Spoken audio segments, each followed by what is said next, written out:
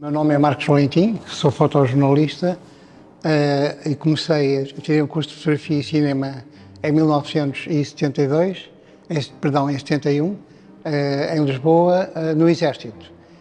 E fui, entretanto, mobilizado para Moçambique, onde fui repórter de guerra.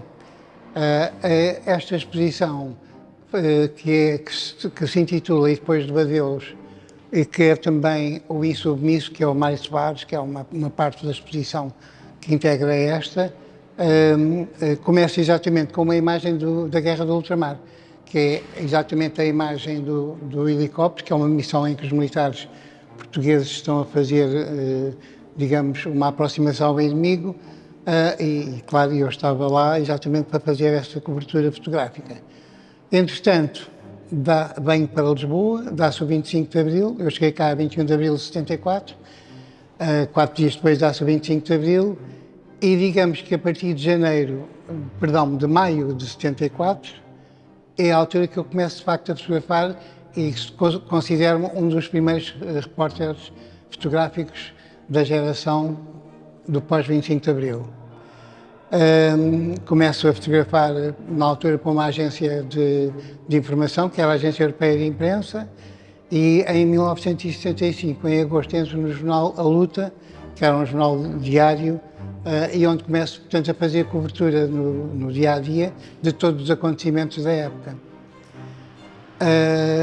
Tenho uma foto que, entretanto, é uma foto icónica, que em dezembro de 75, fui fazer uma reportagem a Santarém, que penso que era o Dia da Unidade, onde o Ramalhianos, que era na altura chefe de Estado-Maior do Exército, portanto, vai exatamente à Escola Prática de Cavalaria, onde é recebido por o Salgueiro Maia, que é esta imagem que, digamos, quase 50 anos depois, é recuperada, e é recuperada através das comemorações dos 50 anos do 25 de Abril.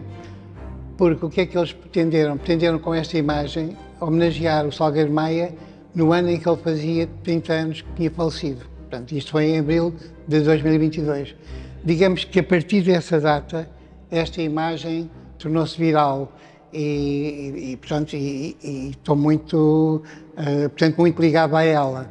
Curiosamente, o queixo e o nariz que tem aqui é do Ramalhianos, que tinha acabado de chegar a visitar a Escola Prática de Cavalaria. Portanto, acompanho todo o período do PREC, enfim, e vou portanto, percorrendo o país, e naquela época acontecia coisas todos os dias, portanto, desde manifestações, conferências de imprensa, enfim. Consigo, portanto, ao longo da minha carreira, ir registando imagens que na altura não pensava que tinham a importância que têm hoje.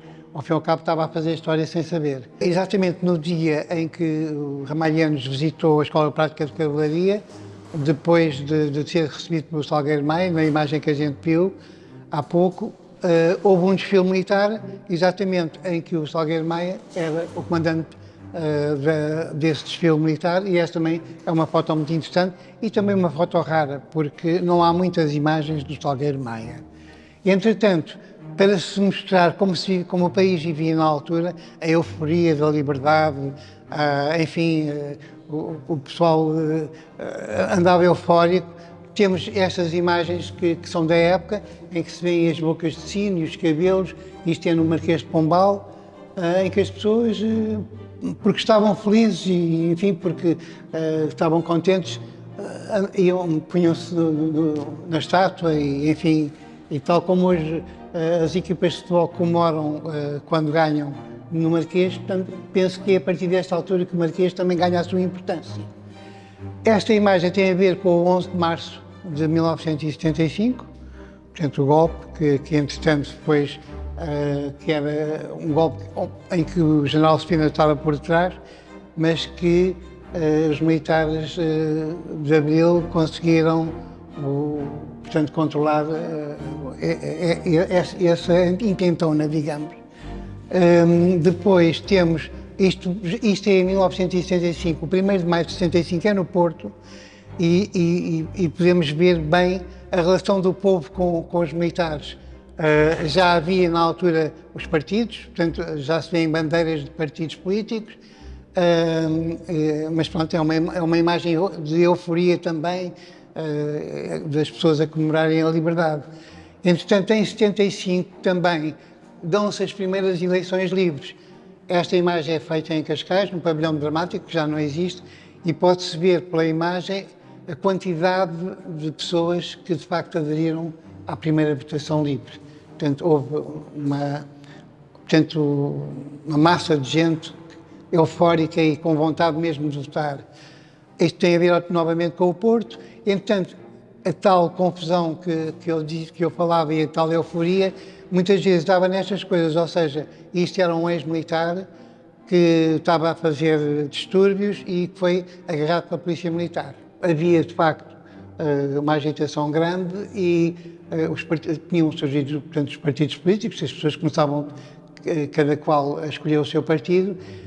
Esta imagem tem a ver com o caso Renascença, em que os católicos, a Renascença estava a ser controlada, enfim, por um determinado partido, e os católicos, com receio desse partido, enfim, de serem controlados por eles, refugiaram-se no Patriarcado e passaram lá uma noite. Portanto, isto é a manhã seguinte, em que o MFA vai buscar exatamente os católicos que estavam lá refugiados e, portanto, os protege e enfim, retira-os daquele ambiente de estarem sequestrados. Isto são os manifestantes contra os católicos e, mais ou menos na mesma altura, estamos a falar em maio de 75, dá-se também o caso República, em que os tipógrafos, afetos a um partido, correm com a direção e a administração da República. Temos aqui o Dr. Raul Rego, que era o diretor da República, Manuel Alegre e Gustavo Sormenho, que era o administrador do República. Porquê é que eles estão aqui fora? Isto é no Largo da Misericórdia. Porque os tipógrafos tinham corrido com eles não podiam entrar no jornal, portanto estavam proibidos de entrar e os tipógrafos é que controlavam a República. Pronto, isso depois tudo foi ultrapassado. Esta imagem é uma imagem curiosa porque é a Assembleia com os deputados da época. E então, se vocês repararem, portanto, não há telemóveis, não há computadores e a única forma nos pequenos intervalos que haviam na Assembleia, entretinham-se a ler os jornais, era a forma de se informarem, o que equivale hoje a um telemóvel, a um computador. Entretanto, a exposição, que, tal como eu falei, que enquanto a primeira se chama E Depois do Adeus, temos uma segunda parte, uma segunda exposição, que se intitula O Insubmisso. E quem é o Insubmisso? É o Dr. Mário Soares.